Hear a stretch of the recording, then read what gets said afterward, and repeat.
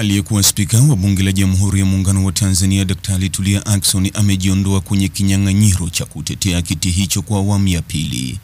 Awali Daktari Tulia alichukua fomu za kuwania kutetea nafasi yake hiyo na kupitishwa na vikao vya uteuzi vya Chama cha Mapinduzi CCM.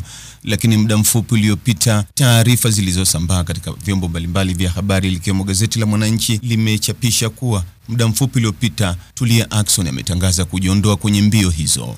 CCM ilimpitisha Daktari Tulia, aliyekuwa naibu spika wa bunge Msazani Zungu na aliyekuwa mbunge wa Shinyanga mjini Stephen Masele. Kujiondoa kwa Daktari Tulia ambaye pia ni mbunge mteule wa Uyole kunamaanisha kwamba Zungu na Masele ndio wanabaki kuwania nafasi ya kuongoza muhimili huo nchini Tanzania. Mtazamaji, ni yapi maoni yako kuhusiana na taarifa hii? Andika maoni yako katika sehemu ya ujumbe hapo chini. Like na subscribe pia ili uwe wa kwanza kupata habari wa chungu tele.